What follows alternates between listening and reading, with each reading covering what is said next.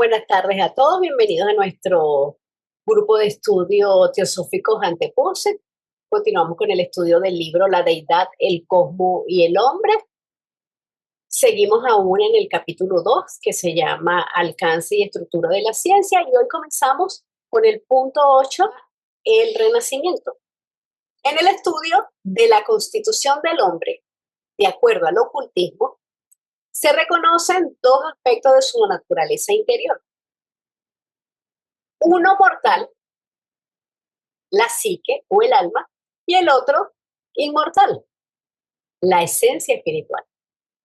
En el lenguaje común y corriente, y en gran parte de la usanza religiosa, las palabras alma y espíritu se emplean con impresión y con frecuencia de manera intercambiable.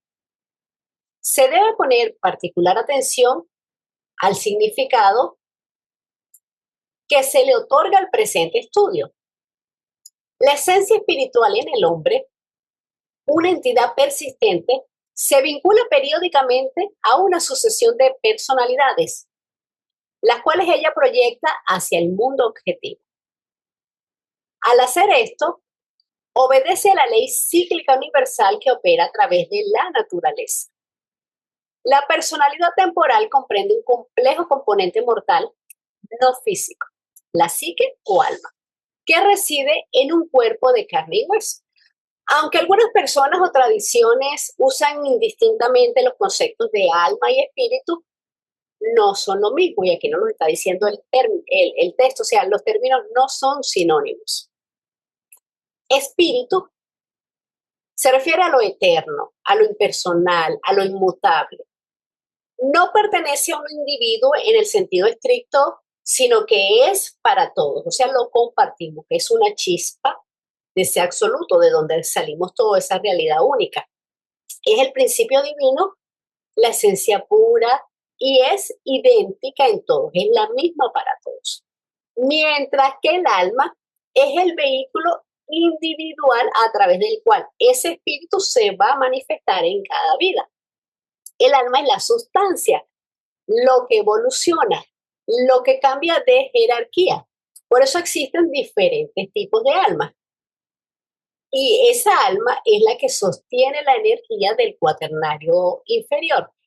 Recordemos también que las diferentes tipos de alma que nosotros poseemos, hay un alma espiritual que se refiere a Buddhi solamente ya como vehículo de Atma cuando está inactivo.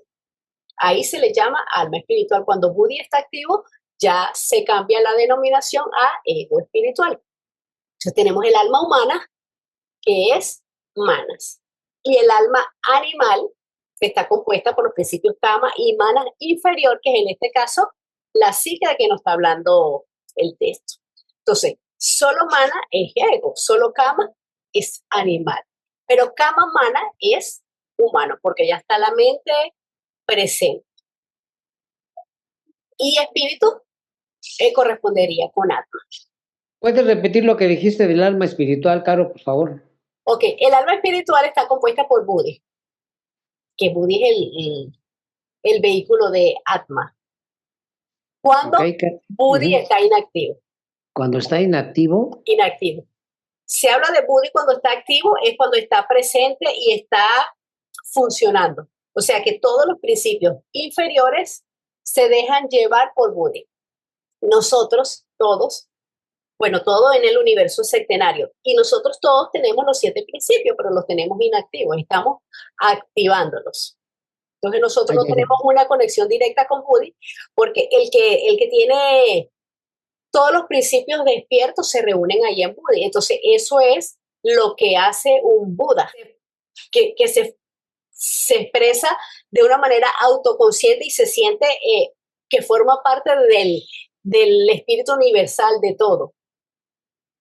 Pero mientras tanto se llama alma espiritual, el alma humana somos nosotros, mana, alma animal, kama mana, que es la psique, lo que denomina la psicología la psique, y solo kama pues es animal. Se verá que el renacimiento, bueno, lo importante de esto es saber diferenciar que uno es eterno inmutable, no cambia, y el otro es el que va cambiando de jerarquía, es el que vamos ascendiendo cada uno. Eso es lo importante, que tengamos la diferencia, sepamos qué es alma y qué es espíritu. El uno es el vehículo del otro. Se verá que el renacimiento o reencarnación no es una peculiaridad de la humanidad. Es un caso particular de esa ley de alternancia de actividad y descanso, que puede ser observada en el mundo natural. El proceso cíclico de nacimiento, crecimiento, decadencia y muerte de la forma y la persistencia de la vida a través de esas formas sucesivas. Los procesos de manifestación de la vida incluyen el nacimiento, el crecimiento, la decadencia y la muerte de la forma. Entonces no podemos separar a la muerte de la vida. Pertenece a ella. Es una forma de esa manifestación. Y eso aplica para absolutamente todo, desde lo más grande a lo más chiquito, o sea, desde el macrocosmo al microcosmo, todo tiene un nacimiento, un crecimiento, una decadencia, una muerte de la forma. ¿Para qué? Para luego venir un renacimiento, consecuencia de su predecesor. Pasa con los universos, con los planetas, con el ser humano, como todo. Y el hombre, como absolutamente todo en el universo, tiene una constitución sectenaria. Esa constitución sectenaria está agrupada en dos regiones. Tenemos la primera parte, que se denomina la tríada superior o la individualidad. Esa individualidad es perenne, es indestructible. Está formada, ¿por qué? Por los tres principios superiores, alma, buddhi y manas. Y por otra parte, tenemos el cuaternario inferior o la personalidad. Esa sí es perecedera, se renueva en cada encarnación y está compuesta por los principios Kama, Prana, Linga Sharira y Chula Sharira.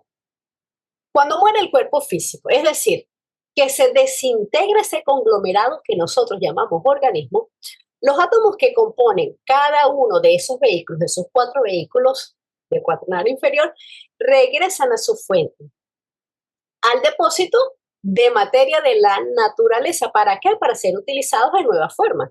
Entonces, el cuerpo físico, los restos van al reino biológico, o sea, a la Tierra. El doble astral va a Akacha, bueno, en todo caso no a Akacha, sino a la luz astral, los átomos que componían ese cuerpo. Los de Prana van a Jiva y los de Kama van a la Shakti universal, que es la fuerza de voluntad universal. Entonces, y en cuanto a la reencarnación, es un concepto central en muchísimas culturas, religiones y tradiciones, sobre todo las orientales. Y se entiende como un proceso cíclico de renacimiento que está vinculado con el karma y con la evolución espiritual. Entonces, aunque varían en detalle, comparten la idea de que las acciones de esta vida influyen en nuestra vida futura. Y el objetivo final es romper el ciclo de samsara, o sea, la rueda de encarnaciones, para así poder alcanzar la liberación espiritual.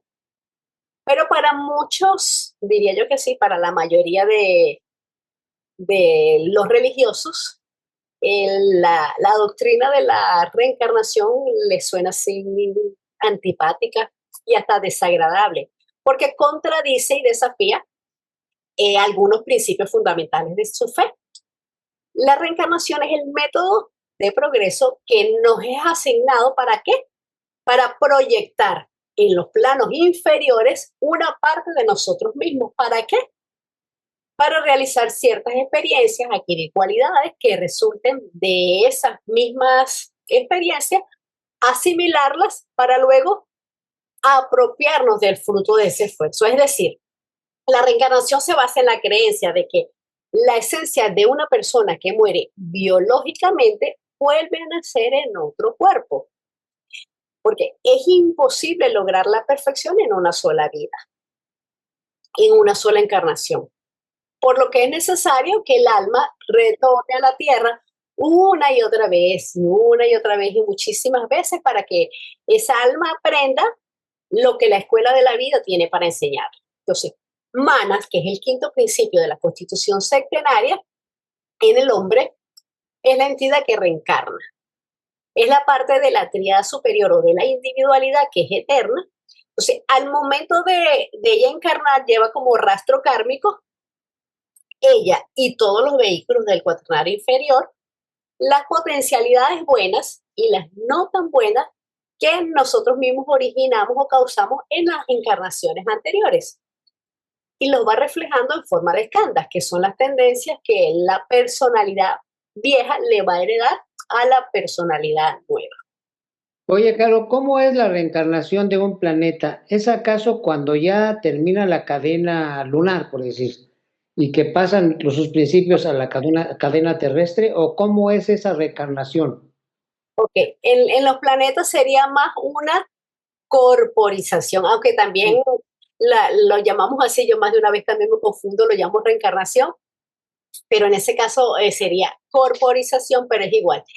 El, la cadena planetaria tiene sus 7 rondas y cuando Sí. termina la séptima ronda de la séptima cadena, con la séptima raza, de la séptima subraza, con la séptima tribu, etcétera, etcétera, lo último, ella pasa todas sus energías, bien, bueno, antes viene un pralaya, un descanso nirvana, pasa todas sus energías a otro planeta, a otro cuerpo, dependiendo de la ronda, sí, y en qué plano está. Ahorita estamos en el plano que hace como la balanza, porque son 7 planos, nosotros estamos en el más denso, en el físico. Entonces, igual funciona de la misma manera. Para eso nos valemos de la analogía, así como funciona en nosotros, lo expandimos en el planeta, en el universo, porque cuando viene un Mahapralaya pasa lo mismo, viene una disolución, todo se vuelve a unir y vuelve la nueva construcción. Bueno, ok, gracias. Lo vemos a nosotros como más fácil a pequeña escala. Hoy en esta vida soy Carolina, en la siguiente vida puede ser Pedro, puede ser Luis o María. Gracias. Buenas tardes, hermanos. Yo lo que quería comentar es, seguramente, pues, es muy primitiva mi interpretación, pero bueno, quiero comentarla justo para que a través de ustedes, esta visión tenga retroalimentación. En realidad, sabemos que lo que acompaña, cuando morimos, lo que va a quedar son esas escandas que fuimos de alguna manera agrupando a partir de nuestra vida, nuestros actos, nuestros deseos, nuestros pensamientos, y nuestras emociones. O sea, en realidad, realmente son el producto de el esfuerzo que cada uno de nosotros hacemos en términos de nuestros distintos cuerpos en la encarnación correspondiente. Entonces, en ese orden de ideas, si nosotros, digamos, voy a tomar en cuenta los dos extremos que yo consideraría. Si nosotros hicimos un esfuerzo de ser más espirituales, mejores personas, contactar, digamos, un poco más a través del discernimiento con nuestra mente superior, entonces los escandas que nos van a acompañar van a tener una naturaleza homóloga, mientras que los otros que a lo mejor iniciamos con escandas de manas inferior, los vamos a dejar. Y lo mismo pasa si al contrario, en vez de purificar nuestros vehículos, los contaminamos más, entonces los escandas que nos van a acompañar en nuestra próxima reencarnación van a ser de esa naturaleza. Es así como en realidad pudiéramos entender, digamos, el proceso de manera genérica, Caro. Y bueno, hermanos, gracias por su retroalimentación. Ok. Cuando muere el cuerpo físico, o sea que ese organismo se desintegra porque sigue quedando ahí vida, porque vemos que salen gusanos, se pudre, etcétera, etcétera. Pero los principios, eso se va a desintegrar, unos antes, otros después. Pero al final todo se desintegra y va ¿dónde? Al banco o al almacén de la naturaleza de donde proviene. Los átomos del cuerpo físico van a la Tierra, los del el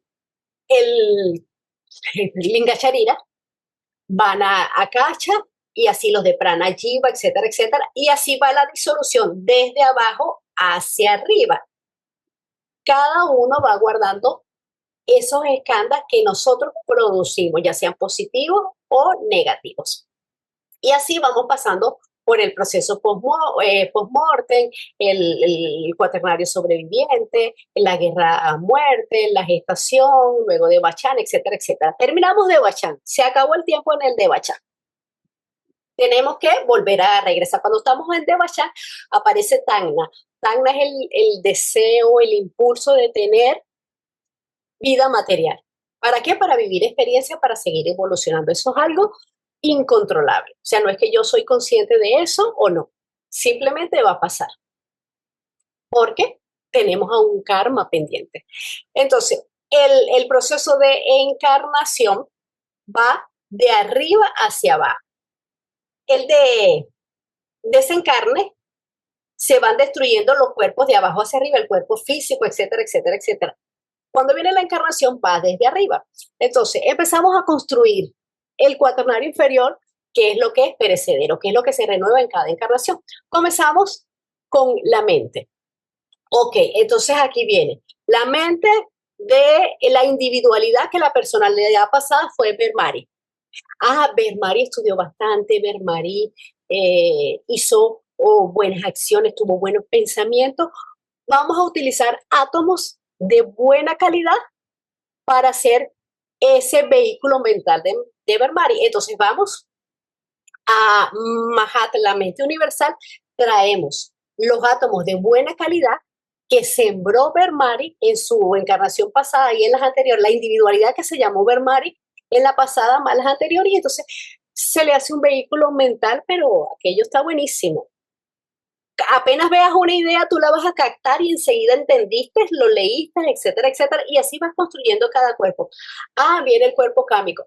Pero resulta que ahí Bermari no controló muy bien sus emociones, hizo el esfuerzo. Bueno, le vamos a construir su vehículo cámico con unos átomos medianamente buenos. Y así sucesivamente con cada uno. Ahora, esos cuerpos van a traer las tendencias, las escandas. Esos átomos están determinados por esos escandas.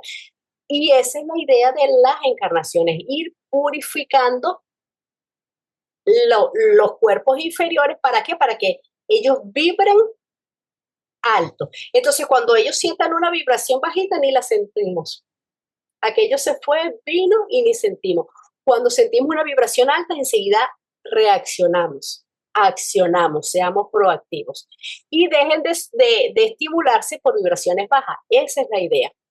Pero básicamente sí, es como dijiste, todos esos materiales de construcción que se van a usar para los vehículos del cuaternario inferior van a estar regulados por el karma, que es dado por los escandas que cada uno se sembró. Por eso es la herencia que nosotros mismos nos damos. La personalidad vieja va a heredar a la personalidad nueva.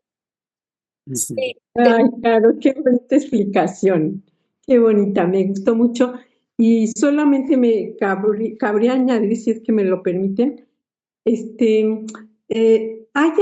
algo que desde el cristianismo y también en distintos momentos en nuestra propia enseñanza se dice, ¿no? O sea, el hecho de, si nosotros nos vamos con nuestros vehículos lo más purificados posible, inclusive aunque sea en el último momento de la muerte, no quiere decir que dejemos el karma, pero sí que hay una transformación y un camino diferente al que tendríamos si no hacemos ese último esfuerzo en el momento de irnos, ¿no? Bueno, eso es lo que yo tengo entendido, se lo he escuchado decir en varias ocasiones al doctor Isaac, y bueno, es finalmente también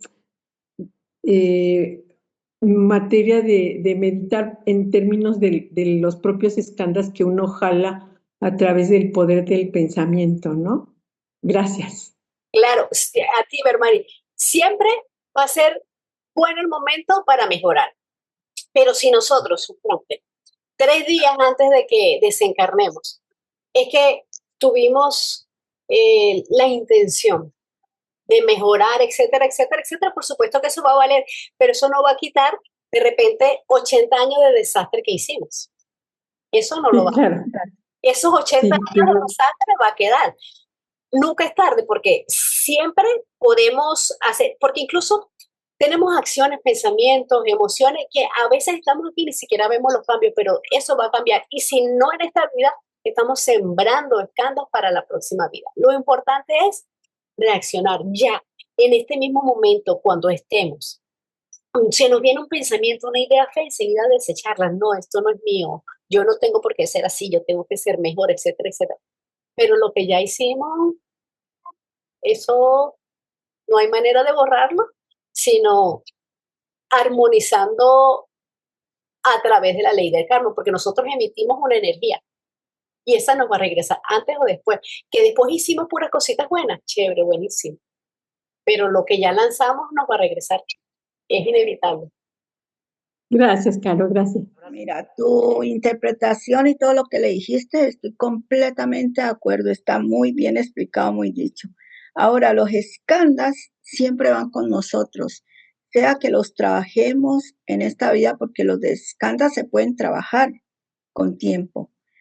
Si los mejoramos de todas maneras, como no lo hemos sublimado correctamente, o sea, del todo, ellos nos acompañan al otro lado y nos esperan en Devachan, igual que el karma. Porque el karma lo que pasa es que como no sabemos cuántas existencias hemos tenido hasta ahora y cuánto hemos hecho, porque si miramos la historia universal, el ser humano ha guerreado toda su vida y hemos hecho desastres. Entonces, por ejemplo, voy a poner un ejemplo así, tal vez vulgar y me perdonan. Por ejemplo, una persona que ha usado durante muchos años, dígale usted 40 años, alcohol o droga, pero resulta que 2 años antes de irse de este mundo físico, se mejora. Eso no quiere decir que porque en 2 años se mejoró, ya todo se le limpió los 40 años. Y lo ponemos en una balanza que pesa más, los 40 o los 2. Así mismo pasa con el karma. Lo que dice el maestro en una de sus cartas es que el momento de morir, el último segundo, el último minuto, es importante lo que pensamos en ese momento, pero no quiere decir que el karma se limpie. Es que nos va a servir ese pensamiento o ese apego, nos va a servir para el otro lado y para vidas futuras. Eso es todo lo que a mí me parece. Y sí, la reencarnación está intrínsecamente unida a la reencarnación. Entonces, como dijo Blavatsky en la doctrina secreta o en algún lugar lo dijo, los teósofos están, así lo dice, obligados a aceptar la ley de reencarnación y karma, porque son leyes, por eso se llaman leyes. Y si, como dijo Ángela, los escándalos son tendencias, no quiere decir que alguien, como el ejemplo que nos dio, que traiga la tendencia a ser alcohólico, se vuelva alcohólico. Ahí está el trabajo individual y espiritual. Puede traer la tendencia y no necesariamente tiene por qué ser alcohólico. Y en cuanto al último pensamiento de que tenemos al momento de se nos dice que ese pensamiento va aunado a cómo nosotros vivimos nuestra vida física. Porque si no, todos pensáramos cosas maravillosas. Entonces diríamos, bueno, no, porque aquí lo voy a borrar todo, pienso maravilloso. Entonces, esos pensamientos se realizan de una manera inconsciente, porque es todo lo que nosotros hemos vivido en nuestra vida física. Eso se va a presentar, porque es la vibración que traemos. Aunque querramos pensar maravilloso, pues van a florecer todo lo que nosotros hemos sembrado en esa vida física, nuestros apegos, etcétera, etcétera, etcétera. La idea es que nos vayamos preparando para eso. ¿Para qué? Para irnos en paz y tranquilidad, porque es lo más importante. que estemos en un ambiente de paz y de tranquilidad, para que el cambio de plano sea lo más armónico posible. Por eso hay muchas recomendaciones de cómo tiene que estar el ambiente, las personas, etcétera, etcétera, para que ese pensamiento y para que la persona, cuando vea su película, asimile todo lo que vio, todo lo que hizo y por qué tuvo que vivir ese. Gracias. Así exactamente también lo entiendo yo. Sí, corazón, me encantó todo lo que estaban dando, pero lo que tenemos que tomar conciencia a través del conocimiento teosófico, que nosotros, cada uno, somos los padres de nuestra próxima personalidad. Todo lo bueno y lo malo que nosotros sembremos, lo vamos a recoger en la próxima vida. Lo bueno vendrá con nosotros, lo malo nos va a estar esperando cuando estemos aquí. Pero nada se borra, todo es para aprender. Y el karma, cuando nos manda cosas, no es que nos castiga ni nos da dolor, sino que nos está haciendo entender todo lo malo que actuamos, que hay que hacer de una forma correcta, a través de la teosofía, purificar todos los vehículos, y eso no es tan fácil, comprenderlo y practicarlo. Eso nada más. Muchas gracias. Sí, es una labor dificilísima, por eso tenemos muchas vidas, pero sí se puede. Los maestros lo hicieron y nos están mostrando el camino. Hay que esforzarse. Gracias. Sí, muy interesante cómo se van ampliando los temas que nos llevan a diferentes pensamientos. Yo me quedé en lo de hace rato, en una pregunta muy interesante de Salomón con respecto a los planetas, y yo me quedo pensando, bueno, habré visto que cada planeta tiene 7 cuerpos y que el cuerpo en el que nos encontramos nos permite ver que Venus, Marte, es así. Mi duda o mi inquietud es sobre si, así como hay una cadena terrestre con 7 razas raíces, etcétera, también existirá una cadena venusiana o marciana, jupiteriana, y todavía más en mi curiosidad, ¿existirán seres o entidades análogas o llevan alguna dirección paralela a lo que es el ser humano en el planeta Tierra? Pues bien interesante tu comentario, Arturo. Pues entiendo yo que todo es sectenario y cada planeta tiene su propia cadena planetaria, pero se llama así, cadena planetaria. La que nosotros convivimos es la de la Tierra. Imagino que Plutón, Venus, etcétera, etcétera, etcétera, cada uno tiene su propia cadena también y sus propios habitantes, porque no somos los únicos que estamos acá. Cada plano tiene infinidad de habitantes acorde al plano de percepción en donde se está desarrollando esa conciencia. Entonces, si ellos allá no tienen oxígeno, no necesitan un cuerpo físico o están en otros planos, en otras etapas de evolución, se nos habla de que Venus y Mercurio están muchísimo más adelantados que nosotros, los de atrás que no, pero ahí sí podría ser simplemente mi opinión o especulaciones, porque no sabría la respuesta, pero y tengo la veracidad de que No, hay habitantes. no, Acorde qué feo. a ver, alguien más que habla. Acorde al plano en donde se está manifestando. Pero entiendo que por supuesto que sí, que no necesitan un cuerpo humano como el de nosotros, pero por supuesto que hay habitantes más evolucionados y menos evolucionados. Interesante. Sí, gracias, Carolina. Si alguien más tiene, por favor, algo que ampliarle a Arturo, yo no soy. Sí. Si alguien tiene una opinión, por favor, en este momento. Bueno, ampliando un poquito lo de Arturo, lo que dijiste, Caro, en un principio está correcto.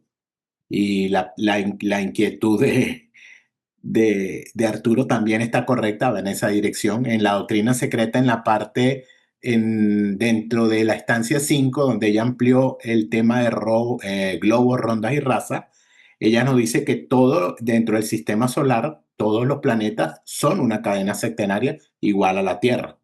Entonces, el caso de Marte, Marte es una cadena planetaria igualito con 7 globos funcionando, uno físico y 6 compañeros. Y así en todos los planetas que tenemos dentro del sistema solar. Ella dice en ese mismo artículo o en esa misma parte de la Loca 5 que Marte está en una oscuración, no dice en qué ronda. Y en el caso de Venus, dice que Venus está en su última ronda. Entonces, simplemente lo que nos quiso dar es un ejemplo de que igual como va a ocurrir o ocurrió o está ocurriendo con esos planetas, va a ocurrir con la Tierra. Lo que quiere decir que, como nos explicaron la cadena planetaria terrestre, ocurrió con la cadena lunar, que es de donde procedemos, y ocurre con el resto de las cadenas del sistema solar. Y lo otro que ellos hacen, siempre hincapié, tanto Blavatsky como los maestros, es que en el caso de las humanidades pueden ser similares, iguales o diferentes a la humana. En eso sí no aclaran nada. Ellos no se refieren que en el resto de los planetas haya una humanidad igual a la de nosotros.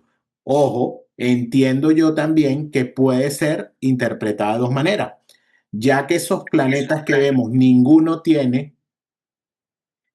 está ahorita en su cuarta ronda o en su cuarto globo, no hay humanidad presente como la nuestra. Ellos ya pasaron o algunos otros planetas no han llegado todavía a ese estado. Acuérdense que hay unos planetas también que son de materia gaseosa. No sabemos si ya pasaron la parte física o todavía no han llegado a ella.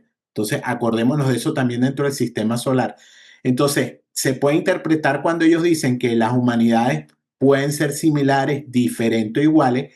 Puede ser dos cosas, eso, que ya pasaron por esa etapa del globo físico, que es donde está la humanidad física como tal, o que esas humanidades, por ser diferentes, las cadenas planetarias, porque incluso hay unas que son planetas sagrados, tienen otra constitución diferente dentro de la parte esotérica, oculta, mística, no sé cómo llamarlo, puede que la humanidad sea una humanidad diferente a la nuestra, cuando la tuvieron.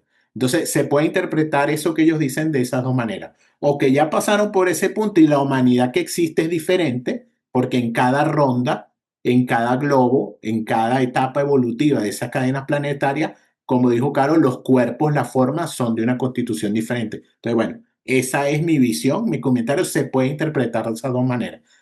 Entonces, yo pienso que quizás las humanidades eran igualitas, porque si los planetas que vemos son similares a la Tierra, las humanidades de ellas deben haber sido similares. Esa es mi opinión, así lo veo yo, pero de verdad que ellos no lo aclaran, sino simplemente dicen puede ser iguales, diferentes o similares. Pero también puede ser por el estado en que se encuentre cada planeta y cada cadena planetaria. Sí. Gracias. Gracias, Arturo. Gracias, Daniel. Muchas gracias. Muy interesante tu complemento. Gracias. En una de las cartas o en un lugar, uno de los maestros, la gente de ahora no conoce este astrónomo muy famoso en su tiempo de 1800, Camilo Flammarion. Él escribió un libro acerca de lo que él catalogaba que podía ser las personas habitantes de otros planetas, como por ejemplo Venus y eso, y él dice que a él le parece que por qué no podrían ser como especie de mariposas o de pájaros, alguna cosa diferente a nosotros, pero al fin y al cabo humanidades, o sea, o no humanidades, seres de ese determinado planeta. Y el maestro le contesta de que él casi dio en el clavo, pero que bueno, no dice, el maestro no dice clavo, no lo digo yo en mi lenguaje, no. Dice que casi que le da en el punto esencial de las cosas, pero que no alcanzó a vislumbrar todo, pero que en cierta manera tiene algo de verdad. Es todo lo que dice el maestro. Pero también hay otra cosa en lo que dice el hermano Arturo. Claro, los planetas todos, y también lo dijo Daniel, son centenarios. Este es un sistema solar del número 7, todo es centenario. Incluso los planetas que pertenecen a nuestro sistema solar son centenarios. Ahora, lo que yo tengo una duda, porque en una ocasión leí no sé si en la doctrina secreta algo, pero si uno mira los diagramas que hay, siempre cuando está en la cadena lunar, por ejemplo, cuando estaban en el cuarto, bueno, en el D, ay, para no trabarme, en el número D, A, B, C, D, era cuando estaba más densa ese periodo de la cadena. Y nosotros tenemos el físico ahora muy trabajando mucho, digámoslo así, lo físico, tanto en el planeta como nosotros como seres humanos, los animales, todos tenemos un cuerpo muy denso y estamos en el D, estamos empezando a subir hacia el E. Entonces, me queda la duda de tal vez nosotros vemos a Venus, vemos esos planetas porque nos dejaron o están en ese momento determinado uno de los globos está en su D y tal vez por eso los vemos físicamente, pero eso es una especulación probablemente mía. Quiero necesito saber de algo que me parece, podría ser interesante con respecto a esto de Arturo, que a ver, si nosotros provenimos de la cadena lunar y hoy en día la luna es ¿cómo se dice? ¿Cómo se dice? Cadáver. Un cadáver, ajá. Quiere decir que Venus también es un cadáver, porque primero fue Venus, luego fue la Luna y ahora es la Tierra. También Venus es un cadáver actualmente, es con respecto a lo de Arturo, ¿no? Y ahorita hago mi pregunta. Bueno, yo entiendo que no, que ahí hay vida y ahí se está manifestando en qué plano, en qué ronda van, pues no sabemos porque nos limitamos a ver solamente el plano físico, que es lo que nos permiten nuestros sentidos físicos, que claro, que han sido ampliados estos sentidos físicos por telescopios o ha sido minimizado por los microscopios, etcétera, hemos ampliado esos sentidos, pero no podemos ver otros planos, sino con un desarrollo de facultades que por supuesto tenemos inherentes, pero que no todos la tenemos desarrollada. Entonces entiendo yo que allí hay vida desarrollándose en los otros planetas. Ok, ¿ya puedo hacer mi otra pregunta? Mira, Daniel te va a comentar algo respecto a la luna. Ok. Sí. Fíjate que, Salomón, en el caso de la luna es un misterio, porque hubo varias explicaciones sobre el caso de la luna. Incluso se dice que la luna no es la que vemos, la cadena lunar es otra. Aunque ella dice que la luna es el cadáver de la cadena lunar.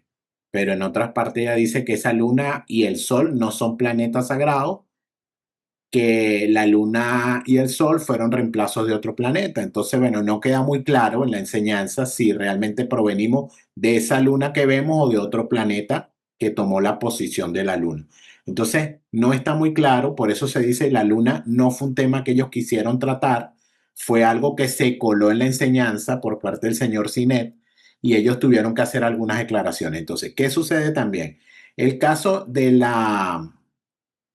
sistema solar no fue explicado a profundidad. Se nos dio enseñanza solamente de el planeta Tierra, nuestra cadena terrestre. De las otras cadenas no se dio información. Como comenté, en algún punto ella dice que Marte está en oscuración, que Venus está en la séptima ronda.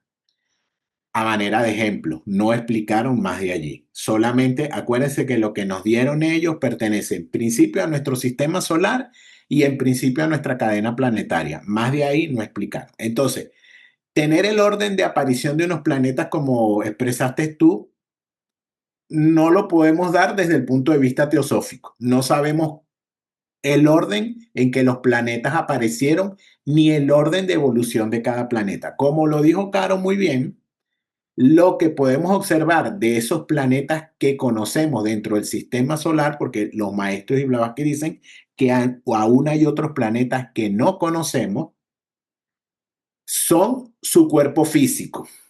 ¿Por qué? Porque están en el plano físico, que es donde está nuestra cadena en este momento, y está la humanidad en ese globo, en el punto más bajo, en el plano más bajo. Si contamos de arriba hacia abajo, en el primer plano, pero si hablamos de los 4 planos de evolución de una cadena planetaria, estamos en el cuarto plano, el más bajo. Entonces, ¿qué podemos ver solamente? Los cuerpos físicos de las otras cadenas. Entonces, arriesgarnos a decir, era lo que hablábamos el caso con las mismas humanidades, no podemos ver las humanidades de los otros globos, ¿verdad? Donde se están desarrollando en este momento las otras cadenas planetarias. Lógicamente, hay cadenas que están adelantadas a la Tierra y a otras quizás vendrán detrás de la Tierra. No lo podemos saber, simplemente es especulativo lo que podemos decir en ese sentido. No estamos todos al mismo nivel, claro que no, porque si no, podríamos ver otro planeta con las mismas características de la Tierra y sabemos que no es así. Eso ya a través de la ciencia está comprobado. Pero por un lado, lo que quiero dejar más o menos sentado en mi opinión es que no podemos especular de las otras cadenas porque no nos dieron ninguna información. Podemos hablar solamente del estado en que nos encontramos nosotros y de ahí no podemos saber. Es como hablar de las razas que antecedieron a la quinta o de las razas futuras. Nos dieron un pequeño esbozo, una pequeña diagramación de cómo son las futuras razas, pero realmente es bien difícil poder hablar de ello. Simplemente nos dieron pequeñas características, igual del sistema solar, no nos dieron nada, nos dieron todo del planeta. Dice Madame Blavatsky en La Doctrina Secreta, tomo 1, que existen muchos otros mundos. O sea, tenemos los 6 globos de la cadena planetaria, pero hay otros mundos que están coexistiendo no en nuestra realidad objetiva, sino en su propia realidad, tanto material como espiritual, y pasan alrededor, están dentro de nosotros, a nuestro lado, arriba, abajo, inclusive pasan a través de nosotros. Dice, de aquí que cuando se mencionan otros mundos, mejores o peores, más espirituales o todavía más materiales, aunque invisibles ambos, el ocultista no coloca estas esferas ni fuera ni dentro de nuestra tierra, como lo hacen los teólogos y los poetas, pues su posición no está en lugar alguno del espacio conocido o concebido por el profano. Háyanse, por decirlo así, confundidos con nuestro mundo, al que compenetran y por el que son compenetrados. Hay millones y más millones de mundos y de firmamentos visibles para nosotros, y hay aún mucho mayor número fuera del alcance del telescopio, y gran parte de estos últimos no pertenecen a nuestro plano objetivo de existencia. Aunque tan invisibles como si se hallasen a millones de millas más allá de nuestro sistema solar, sin embargo están con nosotros, cerca de nosotros, dentro de nuestro propio mundo, tan objetivos y materiales para sus respectivos habitantes como lo es el nuestro para nosotros. Pero además, la relación de estos mundos con el nuestro no es como la de una serie de cajas ovales encerradas una dentro de otra, al modo de los juguetes llamados nidos chinos, pues cada uno se halla sujeto a sus propias leyes y condiciones especiales sin tener relación directa con nuestra esfera. Sus habitantes, como ya se ha dicho, pueden estar pasando sin que de ello nos demos cuenta, a través o al lado de nosotros, como si se tratase de un espacio vacío, estando sus moradas y regiones en compenetración de las nuestras, sin perturbar por ello nuestra visión, porque no poseemos todavía las facultades necesarias para percibirlos. Sin embargo, gracias a su visión espiritual, los adeptos y hasta algunos videntes y sensitivos pueden distinguir en mayor o menor grado la presencia y proximidad de nosotros de seres que pertenecen a otras esferas de vida. Los de mundos espiritualmente más elevados se comunican tan solo con aquellos mortales terrestres que ascienden al plano más elevado que ellos ocupan por medio de esfuerzos individuales. Los hijos de Bhumi, la tierra, consideran a los hijos de los Devalokas, las esferas angélicas, como sus dioses, y los hijos de los reinos inferiores miran a los hombres de Bhumi como sus devas dioses. Estos vendrían a ser los Devalokas, dice, o sea, unos locas y talas superiores, o sea, estarían compenetrados y por encima de los locas y talas que corresponden a nuestra cadena planetaria y a nuestra realidad. Y yo quiero hacer notar que esto lo ha escrito Madame Blavatsky en el siglo XIX, cuando no se tenía ni la más mínima idea de la física cuántica. Actualmente la física cuántica postula la existencia de universos paralelos. Hay una teoría de las cuerdas última que habla de 11 dimensiones, que coexisten las 11 dimensiones. O sea, esto está más allá del plano astral, del plano mental, están coexistiendo dentro de sus propias realidades. Me parece que esto es digno de tomarlo en cuenta, y contesta la pregunta que hizo Arturo. Existen otros mundos y otros habitantes a nuestro lado. Y esto estaría corroborado ahora, recién en el siglo XXI, por la física cuántica. Gracias, Hugo. Recordemos a colación Gracias. lo que nos trajo Hugo, que los planos son esferas de acción de una fuerza determinada que está compuesta de materia correspondiente a dicho plano y cada uno, pues con sus innumerables subdivisiones, tiene también innumerables tipos de conciencia, que quiere decir innumerables tipos de habitantes de esos planos. Entonces, un plano no tenemos que verlo como un lugar, como un lugar así en el espacio, sino más bien como un estado de materia o un estado de conciencia que coexiste con los otros planos, porque se dice que todos están interrelacionados, pero ¿con qué? Con vibraciones y densidades diferentes, desde más denso, que sería nuestro plano físico, hasta el más sutil. Y cada plano tiene sus propias leyes, sus propios fenómenos, sus propios tipos de materia, sus propias jerarquías. O sea, la vida y la conciencia, la forma que existen en cada uno de ellos está acorde a ese plano, que quizá para nosotros lo podamos ver de una manera inconcebible, o sea, no lo podemos entender porque nuestra perspectiva no llega hasta allá, porque nuestra perspectiva está limitada a la parte física. Entonces, cada plano también lo podemos ver como el campo vital donde está actuando un principio. Entonces, siendo un principio, las esencias esenciales, originales, o las diferenciaciones fundamentales de ese tipo de conciencia donde y de qué se han formado todas las cosas. Entonces, llegamos igual a eso, a la misma conclusión de que todos estamos aquí, como dice, rodeados de diferentes planos interconectados, que no lo vemos porque no tenemos los sentidos activos, pero ahí están. Que no lo veamos no quiere decir que no existe. No existe. Gracias, Hugo. Oye, Caro, me quedó una duda cuando hablaste de cómo regresamos a una nueva encarnación a través de las escandas y el karma. Entonces, mi pregunta es, ¿en qué momento, en qué etapa los padres influyen en los genes del nuevo ser? ¿O ya viene eso dictado por el karma? Ya un segundito que... Sí, ya va, que cerré el libro sin querer. Mira, sí, eso va dictado por el karma. O sea, por eso es que algunos nos dicen que nosotros elegimos nuestros padres. No es que los elegimos hacia dedo, tú. Nuestras vibraciones, nuestros escándalos, nuestro karma, nos van a dar los padres que merecemos, los padres que necesitamos para vivir ciertas experiencias. Así como vamos construyendo cada uno de nuestros vehículos inferiores, pues también se va ajustando todo ese karma a los padres que necesitamos, lo que sembramos, la familia, la colectividad, el país. O sea, todo lo que nosotros nos hemos ganado, absolutamente todo ya va predeterminado por lo que ya hiciste anteriormente, por tu karma. Sí, porque inclusive dentro de una pareja puede nacer un niño muy mal y puede nacer otro niño muy bien dentro de la misma pareja, lo cual tiene que ver con el karma, supongo. ¿Cómo muy mal, cómo muy bien? Sí, un ser puede reencarnar en un matrimonio y puede venir muy bien físicamente, digamos, ¿no? Y pueden tener otro hijo que no viene perfectamente. Entonces me imagino, ahí está influido por el karma. Sí, todos los que tengamos hijos, que tengamos más de uno, podemos ver que son criados quizás con los mismos valores, con las mismas normas, con las mismas quizás limitaciones, restricciones o ventajas, y cada uno tiene su propia personalidad. Cada uno afronta las cosas de una manera diferente, porque es otra personalidad, tiene sus propios escándalos. Por supuesto, ahí va la variación de cada entidad, de cada individuo, pero todo eso va predeterminado por el karma. El karma nos da lo que nosotros nos merecemos, sea para bien o sea para mal.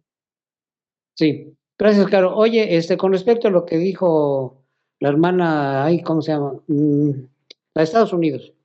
Ángela. Ángela, sí.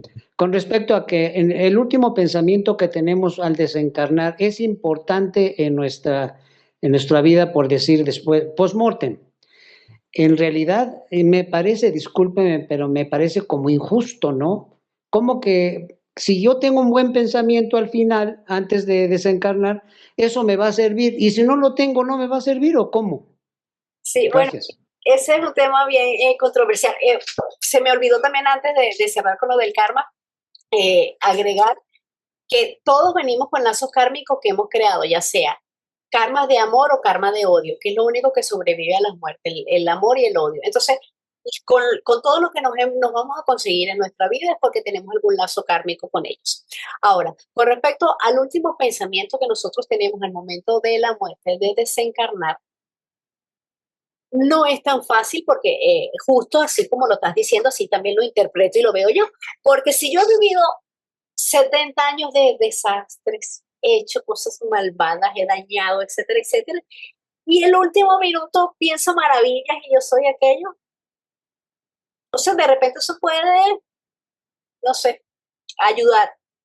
Pero es que ese último pensamiento no lo haces tú de manera consciente, no, tu mente racional no lo controla, porque Eso me parece perfecto.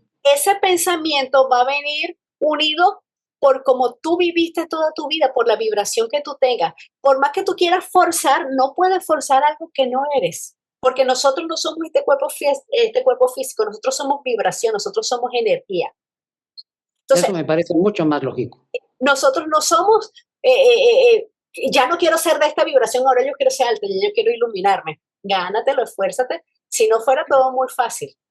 Entonces, Exacto. Carolina, ¿puedo decir algo con respecto a eso? Porque creo que se malinterpretó lo que yo dije antes. no. El último pensamiento que uno tiene, si es un pensamiento noble y te va a ayudar al otro lado siempre y cuando tú creas que vas a tener una vida al otro lado, porque el materialista que piensa que se muere y no hay nada, no encuentra nada también al otro lado. Ahora, si en ese preciso momento que estoy muriendo, me acordé de fulano de tal o de sutana o de perencejo o de mi hermano o del que sea, de algo que me hizo y me voy con rabia y pienso mal en ese momento, pues claro que mi vida al otro lado no va a ser una vida agradable y eso en los planos y del otro lado también se adquiere karma. Eso es algo que casi no se habla y no fui yo la que me lo inventé. Por ejemplo, yo dije que una persona que haya consumido cualquier cosa mala se limpia por 2 años, no va a creer que al otro lado no va a tener la necesidad de su droga, porque solo lleva 2 contra 40. Lógicamente que los 38, perdón, van a pesar. Entonces, al otro lado, él se va a encontrar en el cama loca, tal vez deseando eso que lo trabajó por 38 años. Sí, perdón, Ángela, pero dijiste que del otro lado se generaba karma. Eso tampoco es así. Bueno, No, se no. genera karma para nosotros, digamos, cuando estamos vivos. Si vamos al otro lado conscientemente, con pero no los rabia. muertos. Estás hablando de no en el proceso post-mortem. No, en el proceso post-mortem no. Pero por eso, aclara qué quiere decir el otro lado, Ángela, porque el otro lado se entiende después de la muerte. Okay. Y ahí no generamos karma. Ok, entonces, claro. Ángela, creo yo lo que primero nos dijo es que el último pensamiento tenemos que estar en calma, paz y tranquilidad, que era lo que comentábamos. Entonces, tenemos que no irnos con ira porque recordamos una persona que nos hizo daño, entonces nos vamos a ir con esa rabia, esa vibración. para el otro lado con esa persona. Entonces nos vamos a ir con esa rabia y esa amargura. Y esto nos va a perjudicar a nosotros en la próxima existencia, porque tenemos que irnos con amor, con claridad, lo mejor que podamos hacer en ese momento. Pero ya lo que hemos hecho en esta misma vida, Pues si hemos hecho cosas muy buenas, qué bueno, nos va a mejorar el karma y nos va a mejorar la vida y todas las cosas. Pero si nos hemos portado peor que nada, o sea, peor que un animal o peor que una persona malvada, pues eso va a influir en nosotros porque el karma ya lo hemos ya nos hemos cargado de ese karma. En el caso que nos está comentando Ángela, podríamos decir los incubos y los sucubos, que no solamente son hereditarios, también son de personas que están vivas, o sea, Vivas. tienen su cuerpo físico, como nos dice Daniel también, que es solamente mientras estamos vivos, pero trasladan su conciencia al siguiente plano superior, o sea, al plano astral, y hacen desastre. Eso Desastre. crea karma. Pero después que morimos, o sea, Ya, hace Solo ya son los estuvo. efectos. Solo son los Ya efectos. estuvo todo, son los efectos. No son Al los otro efectos. lado son los efectos. Exacto. Yo le hice mal en esta vida a alguien, ya me voy con ese bultico allí. Entonces, si mejoro eso, pido perdón a la persona, hago bien las cosas en ese momento en que le pido perdón a la persona. Ok, voy a poner un ejemplo. Si a mí se me ocurre quitarle una casa a un hermano mío porque él tiene problemas y yo tengo más dinero o algo, ¿qué estoy haciendo? Le estoy robando, ¿no es cierto? Pero si yo a él en un momento determinado me arrepiento y le devuelvo su casa y hago bien por él, pues allí estoy acomodando un poco mejor el karma. Pero de todas maneras, algo me llevo.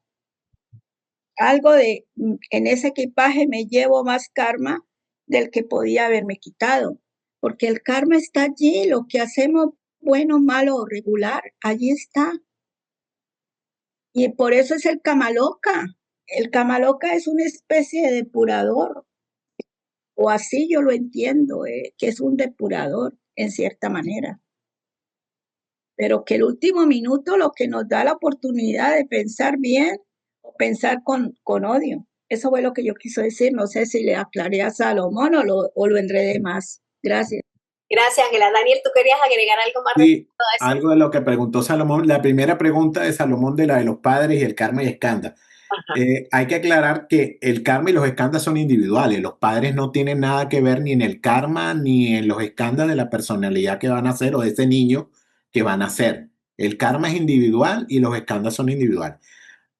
Los padres solamente ponen la base para la elaboración del cuerpo físico, así como cuando hablamos de la construcción de un edificio, las fundaciones, la base, los cimientos, lo ofrecen los padres y la formación de ese cuerpo físico depende del cuerpo astral o el linga charira de esa nueva encarnación, de ese nuevo ego que va a reencarnar y está dirigido por sus escandas y por su karma. Entonces, los padres no tienen que ver nada en la formación de esa personalidad. Los padres intervendrán en los escandas y en el karma de ese niño por la crianza que le den, las influencias que presten a él y como lo quieran llevar durante su vida.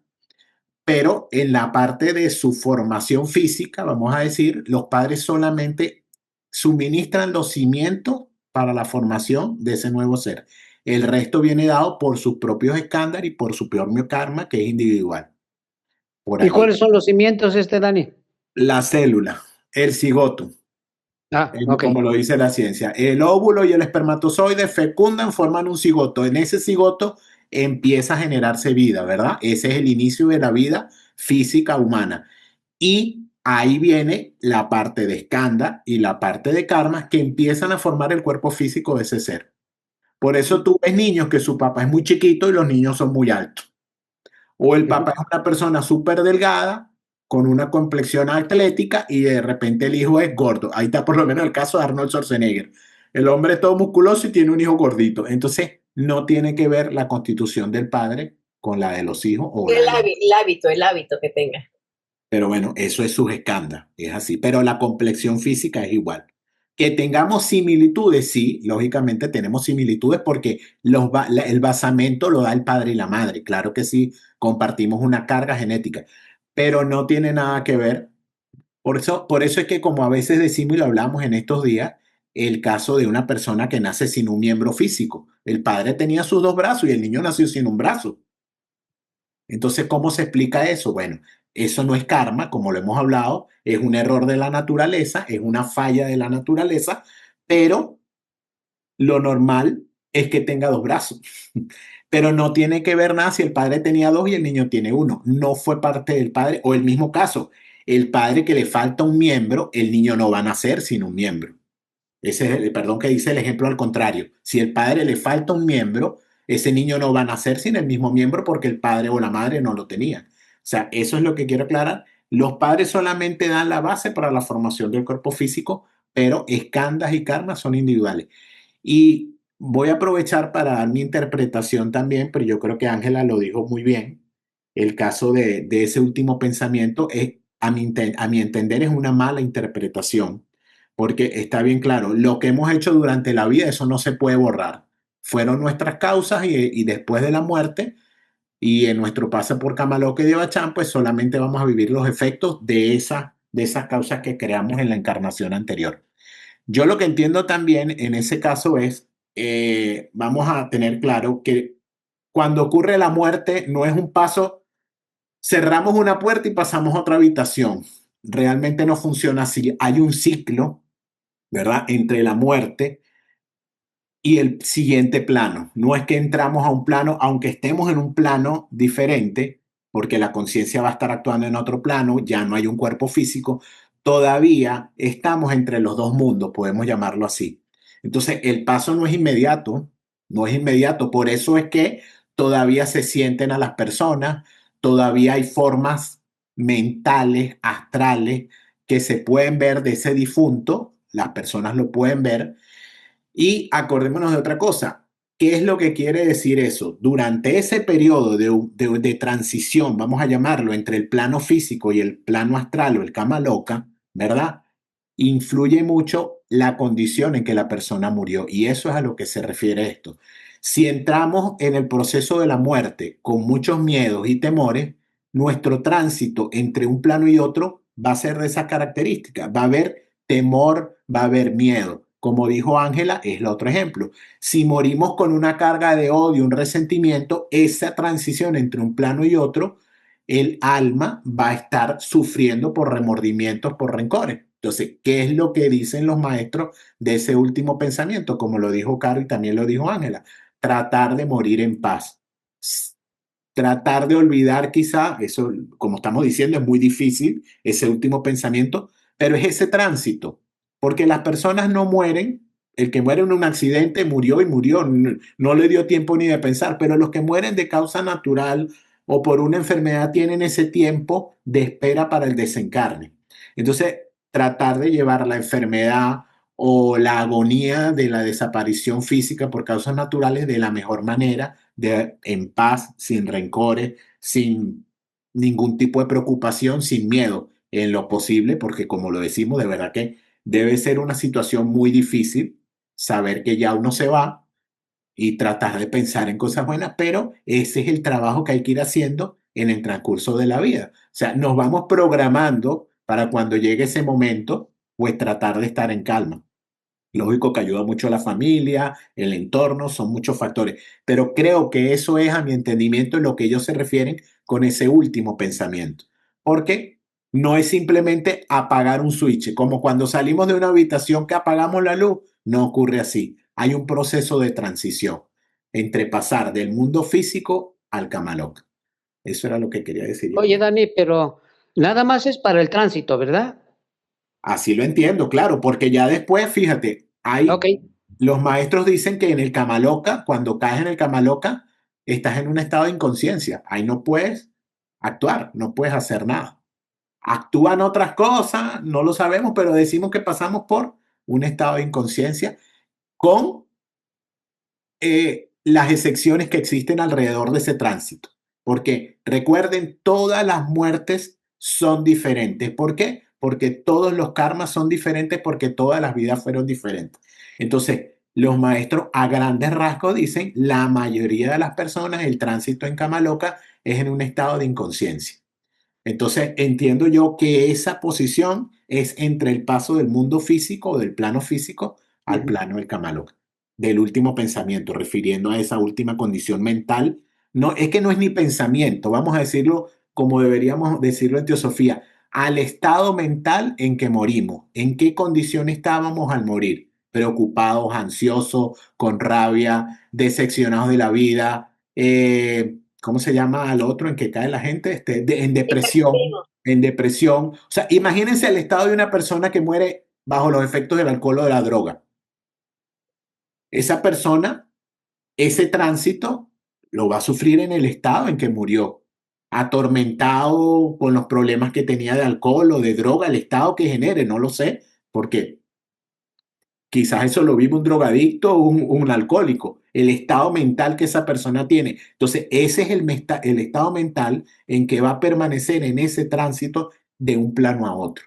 Porque como les digo, no es apagar la luz, no es salir de la habitación y ya listo, estoy en cama loca y estoy inconsciente y listo. No, hay una etapa, no sé cuánto es, a veces hablan de 7 días, hay diferentes creencias, hay diferentes, pero creo que a eso es lo que se refieren los maestros cuando dicen y hablan del último pensamiento, el estado mental en que morimos.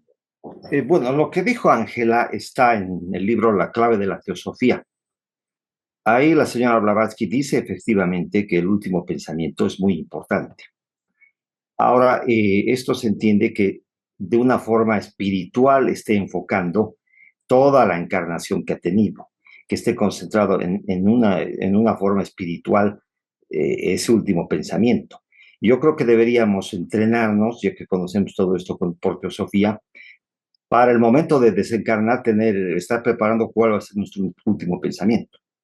La explicación es más o menos como que el karma ya está hecho, o sea, hemos generado un nuevo karma durante esta encarnación, entonces vamos a suponer que es de un color. El último pensamiento que tengamos lo va a teñir de otro color. No le va a cambiar completamente el color que le hemos dado a ese karma, pero le va a dar otra coloración, otro tinte. Es por eso que es importante. Y esto se va a reflejar en la próxima encarnación, porque el karma se produce en este mundo de causas y efectos. Ahora, no se desencarna solo. O sea, tenemos esa jerarquía que son los lipikas, que no son solamente registradores del karma, sino son como una especie de ángeles guardianes. Nunca uno muere solo. Hay una legión de estos seres que están al lado de uno. Y cuando va a volver a encarnar, va a reencarnar, cuando le están construyendo la plantilla del doble etérico, también están presentes los lipikas. Hay estudios científicos que se han hecho en muchos lugares del mundo con muertos por suicidio, o sea, que muertos clínicamente, pero que volvieron a la vida, por suicidio, por operaciones, por enfermedades, paros cardíacos, accidentes, de todas las nacionalidades, de todas las religiones y creencias, y casi todos han contado lo mismo. Han visto un ser de luz, o sea, un túnel de luz, casi todos dicen lo mismo. Un túnel de luz que era un lugar lleno de paz, había un ser de luz que eran lipikas también, y era un lugar maravilloso. O sea, era un lugar del que no querían volver, pero estos mismos seres que ellos sentían que eran puro amor y compasión, le decían, escoge tú. Yo he conocido personas aquí, o sea, no solamente lo he leído en libros, he conocido personas que han pasado por esa experiencia. Cuentan lo mismo. Les han dicho, escoge tú si quieres quedarte o quieres volver. Y ellos han escogido volver. Entonces han vuelto y su vida se ha transformado para siempre. De hecho, yo ya no tengo miedo a la muerte. Es un lugar maravilloso al que voy a ir, lleno de paz, de amor. Y en ese instante que han muerto, han encontrado las respuestas a todo. Tenían una visión de 360 grados y una comprensión de todo el universo y de todo el porqué de la existencia y el porqué de todo. Vuelven a este plano físico porque lo han escogido y sus vidas han cambiado. O sea, es un proceso maravilloso la muerte, ¿no? Y el karma se produce en este plano de acción de causa y efecto, que es el plano físico. Pero el último pensamiento sí es importante porque va a teñir de un color, de otro color lo va a teñir a todo el color que tenía la encarnación, aunque sea muy mínimo, pero eso es lo que explica Madame Blavatsky en La clave de la teosofía. Nada más, gracias. Gracias, Hugo. Sí. Sí, muy bien. Solo una cosita. Respecto a lo de las experiencias cercanas a la muerte, realmente no fueron muertes, fueron experiencias cercanas a la muerte. Porque el momento en que pasa la muerte, no hay manera, es imposible que regrese ese ser, esa entidad, esa individualidad. Porque cuando se realiza la muerte es cuando se corta el cordón de plata. Al cortarse el cordón de plata es imposible, nadie puede volver de la muerte. Entonces esas personas realmente nunca estuvieron muertas. Tuvieron una experiencia cercana a la muerte, pero nunca estuvieron muertas. Quizás clínicamente porque dejó de respirar, etcétera, etcétera, etcétera, pero nunca estuvieron muertas porque el cordón de plata nunca llegó a reventarse. Y en cuanto a lo que también se nos dice, en cuanto a lo que cada quien ve al momento de desencarnar, es lo que su mente crea. Pasa lo mismo que en el de Bachán. Si yo creo y tengo fe en Jesucristo, que Jesucristo me va a recibir, cuando yo desencarne, me va a recibir Jesucristo. Si yo creo que va a venir a recibirme mi abuela, entonces la entidad que se va a aparecer va a ser mi abuela. Y así sucesivamente. Cada quien va a tener su propia imagen según lo que crea. Pasa lo que comentó Ángela, que ya se acaba de ir, de que el caso del ateo que ya lo trajo a colación. El que no cree en nada, no va a ver nada. Incluso va a perder el disfrutar el de Bachán, que también lo comentan los maestros, que es una pena las personas que no crean ese paraíso de descanso. Entonces, cada quien forma su propio de Bachán y su propia imagen mental del momento en que desencarna. Pero muchas gracias, Hugo. Me parece muy rico lo que se dijo. Y luego me quedé pensando, bueno, ya que me dieron la palabra, me quedé pensando, podemos encontrarnos gente que, por ejemplo, porque aludía Salomón a la injusticia. Y yo digo, pues esto es sí, y yo más bien siento que no, siempre hay justicia, porque hay personas que a lo mejor son sumamente espirituales, hermosas, buenas, y sin embargo sus vidas son muy duras, ¿no? Y a lo mejor son muy duras justo por ese karma, pero su alma en su momento llegó a encontrar mayor templanza para vivir la vida que les toca vivir, ¿no? Y no caer en desesperación como a otros que no han trabajado sus vehículos superiores y que cuando les pasa algo terrible o nos pasa algo terrible, podemos caer en desesperación, ¿no? Gracias, es todo mi comentario. Gracias, Bermari. Recordemos que todo el mundo está haciendo su trabajo. Así como hay seres espirituales que están haciendo un trabajo en función de la armonía, también hay seres del otro lado que trabajan en base a la inarmonía, en base al egoísmo. Entonces, cuando una persona vibra alto, está haciendo un trabajo en función de la humanidad, del amor, de la compasión, etcétera, también es atacada. Entonces, no solamente es el factor karma o el factor de todo lo físico que conlleva, sino también esos ataques de otros lados. Hay una oposición que no solamente es física, también hay una oposición psíquica. Hay unos ataques a las personas que están haciendo un trabajo. Y bueno, lo hemos visto con todos los que vienen a dejarnos algún mensaje, cómo los tratamos, cómo los maltratamos, cómo los matamos. Sí, Carolina, mira, yo tuve una experiencia del túnel de luz, pero fue en un sueño, no sé si ya lo conté aquí. A mí me pasó una noche durmiendo, de golpe veía el túnel de luz y una gran luminosidad al fondo, y veía al Maestro Jesús, pero todo en luz. Entonces me brota del alma, Jesucito, yo no quiero morir todavía. Tenía una hijita pequeña.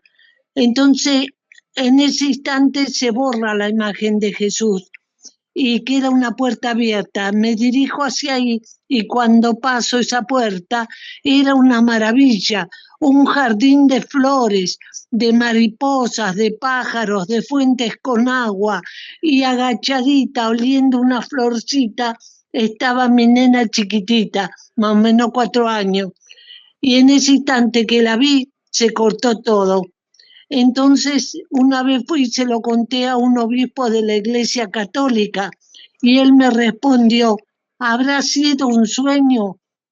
Esa fue mi experiencia. Gracias, Nelly, por contarnos tu experiencia.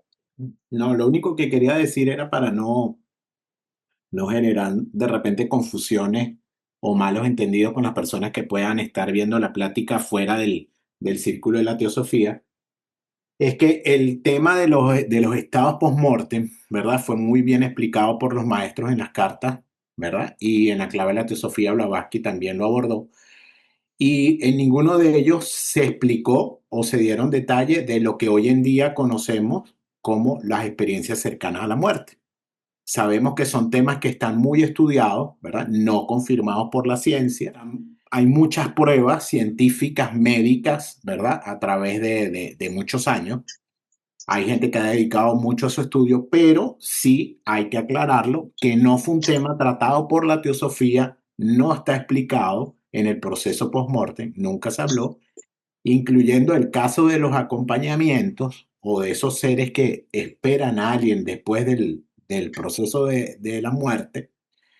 Eso sí, por allí lo dicen los maestros, pero solamente se refirieron cuando la persona muere. Entonces, solamente es para aclarar que estamos tocando ese tema. Es un tema que sí se conoce mucho hoy en día. Hay mucha literatura, muchos estudios, muchos testimonios, pero no fue tratado dentro de lo que se entregó como el proceso post-mortem o las etapas del proceso post-mortem dentro de la teosofía. Era todo. Gracias, Carlos. Los estados después de la muerte. En la sección precedente se afirma que en la vida del hombre hay periodos de actividad y descanso. O dicho con mayor precisión, periodos de encarnación, esto es, de vida en un cuerpo de carne y hueso, alternados por periodos de existencia desencarnada, análogos al ciclo de 24 horas de vigilia y sueño. En la sección 3 de este capítulo se esbozó algo de la información concerniente a los 7 planos de la naturaleza y a los 7 estados de conciencia. La encarnación es el proceso de asumir vestiduras o vehículos a través de los cuales se pueda funcionar en los planos inferiores. La muerte es el proceso de separación de estas vestiduras. Ya debe ser evidente para el estudiante que todo aspecto de la ciencia esotérica está inextricablemente relacionado con otro aspecto. Para comprender la muerte y los estados después de la muerte, uno debe estudiar la constitución septenaria del hombre y del cosmos. Y esto debe conducirnos al estudio de Akasha y la luz astral. Sin embargo, cualquier aspecto que sea considerado debe ser visto como parte de un todo, el funcionamiento del cual en todas sus partes está sujeto a la ley universal. A cada etapa de estudio es necesario recordarse a uno mismo estos hechos. Entonces, la mayoría de las personas acá en Occidente estamos desinformados sobre el proceso después de la muerte del cuerpo físico. Ese desconocimiento, los apegos que impone la personalidad y otros factores, pues producen miedo porque aparentemente es algo desconocido. Otras personas buscan informarse sobre estos procesos y asumen otra actitud ante este proceso natural, porque es un proceso muy natural por el que todos vamos a pasar y por el que hemos pasado muchísimas veces. Lo que pasa es que no nos acordamos. Como comentábamos antes, la manifestación de la vida incluye el nacimiento, el crecimiento, la decadencia y la muerte de la forma, pero la subsistencia o la permanencia de la vida. Entonces, la muerte del cuerpo físico es solamente un cambio de forma, un cambio de estado, lo que aplica para todo en el universo, para el microcosmo y para el macrocosmo. La vida y la muerte son parte del ciclo natural de la vida. Es un ciclo continuo de evolución espiritual. La muerte es una transición hacia otro estado de existencia, por lo que son etapas complementarias en el proceso de desarrollo espiritual de cada uno de nosotros. Entonces, para poder entender o comprender medianamente los estados post-mortem, tenemos que conocer, como dice aquí el texto, la constitución sectenaria de la muerte. Y para poder comprenderlo perfectamente y tener certeza de qué es lo que pasa cuando nos morimos, ¿qué tenemos que tener? Continuidad de conciencia. Es decir, poder movernos conscientemente o transportar nuestra conciencia en los llamados tres mundos. ¿Cuáles son los tres mundos? El plano físico, el plano astral y el plano mental, que es los planos donde se desencadenan todas los fenómenos o las funciones que van pasando en el proceso post-muerte. Y para eso hay que ser un adepto. Por eso ellos son los que nos han suministrado información al respecto. Entonces, todo ese conocimiento que nos dan los maestros es el resultado de su propia investigación y de su propia experiencia. Y no solamente de un adepto, sino de una serie de ellos, y que en algún punto de nuestra evolución podemos comprobarla por el uso de facultades internas que tenemos, pero que están inactivas. Aunque los estudios, los aprendizajes, las enseñanzas que nos dan los maestros no se basan en laboratorios, no se basan en experimentos replicables por nosotros, por un instrumento o por cualquier agente externo, pues para su investigación ellos usan métodos internos, métodos espirituales. ¿Cuáles son? Bueno, poder eso, como dijimos, transportar la conciencia, clarividencia, claraudiencia, o sea, el desarrollo de facultades más que psíquicas, facultades espirituales. No una clarividencia ordinaria o imprecisa que puede ver de repente cualquiera, sino que es una clarividencia entrenada, controlada y que permite percibir realidades en los planos de existencia más sutiles, en los planos más altos. Aparte saben discernir qué es mayábico, qué es ilusión y qué es realidad. Y todo eso escapa a los sentidos físicos. Entonces, esto le permite a los maestros ver las causas sutiles detrás de cada fenómeno que está sucediendo. Aparte que, por supuesto, ellos también adquieren su conocimiento a través de sus meditaciones, una conexión directa con Buda. Bueno, a lo que voy es que esta información nos la dieron los maestros y esos estados posteriores, inmediatamente posteriores a la muerte física, están divididos en 3 etapas. Y cada una de estas etapas está relacionada o tiene una correspondencia con los principios del ser humano. La primera etapa de la muerte pasa en el plano físico, que se refiere a los principios inferiores o la tríada inferior, porque cuando desencarnamos, cambia la constitución en que vemos, o sea, los principios siguen siendo 7, pero el orden cambia. Entonces, ahí queda una tríada inferior, es lo primero que pasa, que entonces el cuerpo físico, como dijimos anteriormente, se descompone y va a dónde va, hacia la tierra, la parte biológica. Linga Sharira va hacia Kasha, el doble astral, que es de donde salió, y Prana va a Jiva. La segunda etapa pasa en el plano astral, que es lo que denominamos como Kamaloka, ¿verdad? Allí va el cuaternario sobreviviente, que sería el principio Kama, que está conformado por los deseos, por las emociones, etc. En la parte inferior de Manas, que sería Mana inferior. Entonces, ahí es donde se da el proceso de la segunda muerte, para luego pasar a la tercera etapa. Bueno, pasa el proceso de gestación y viene la tercera etapa. Esa tercera etapa se da en la parte inferior del plano mental y se refiere a la tríada superior, al Devachan.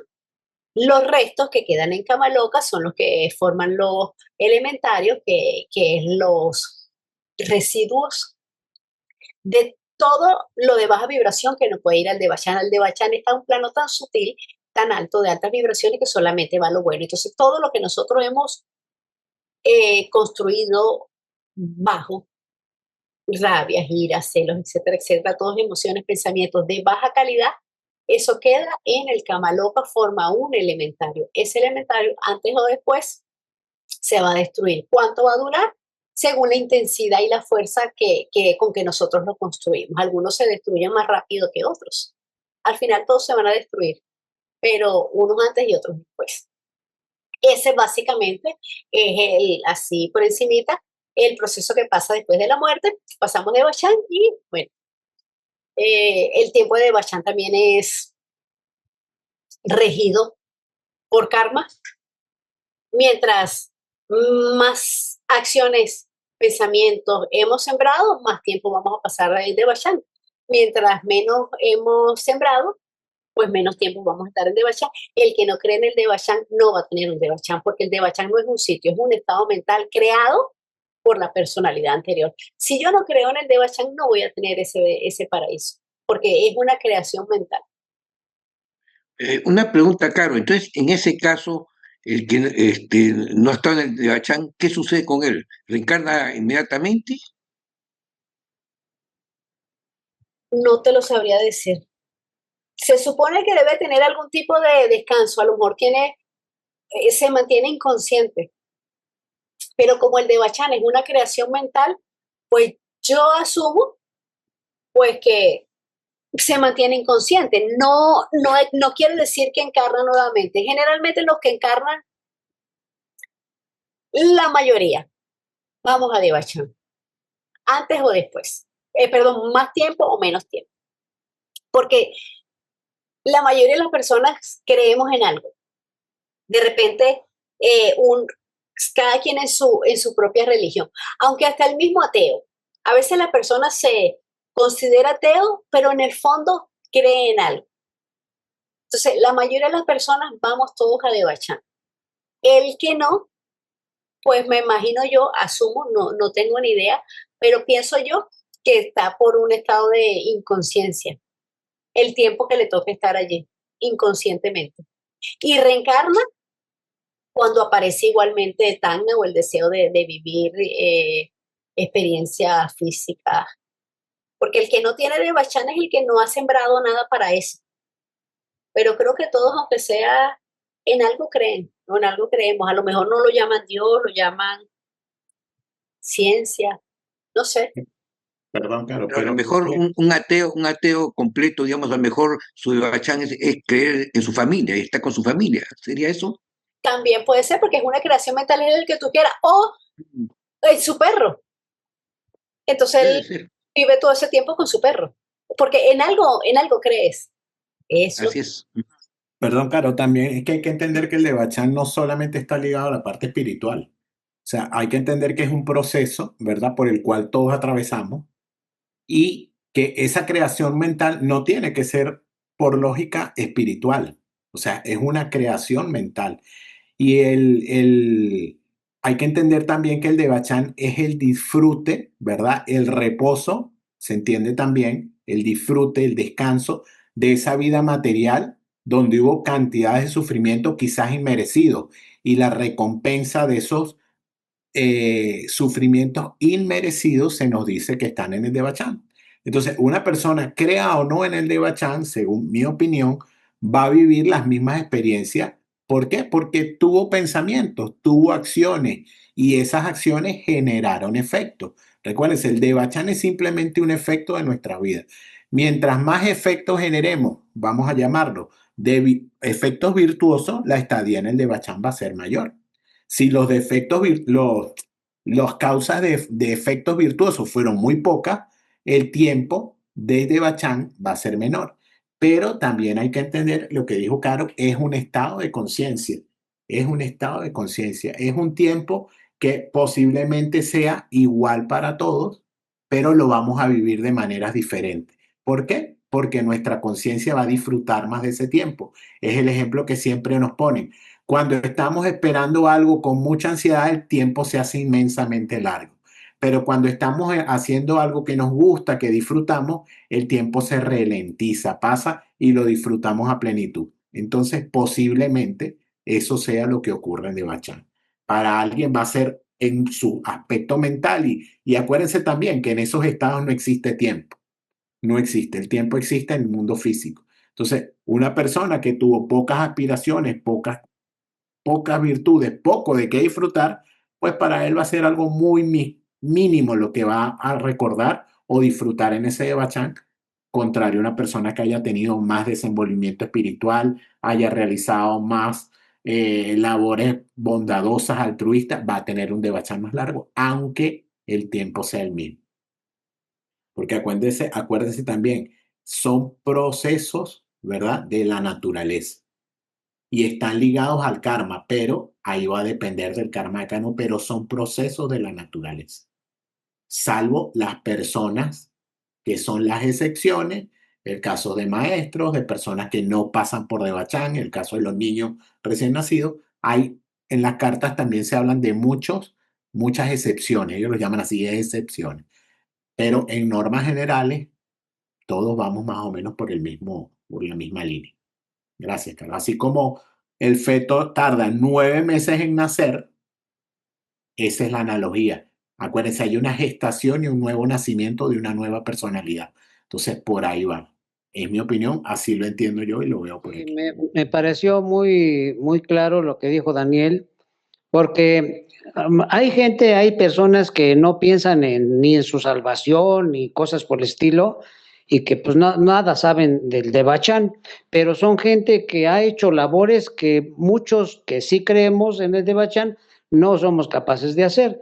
Entonces, esa persona va a tener su Devachan, supongo, porque sus acciones fueron grandes, su amor por la humanidad, por los animales, por todo lo que le rodea era muy grande. Entonces, sepa o no que hay Devachan, va a recibir su recompensa. Así lo entendí y creo que es muy lógico. Disculpen por usar la palabra lógica, ¿no? Gracias. Gracias a ti, Salomón. Hasta aquí llegamos la clase de hoy. Le agradecemos a todos su presencia, su energía, sus comentarios, sus aportes. Recordemos que es un grupo de estudio que lo hacemos todos, así que muchísimas gracias. Nos vemos en 15 días.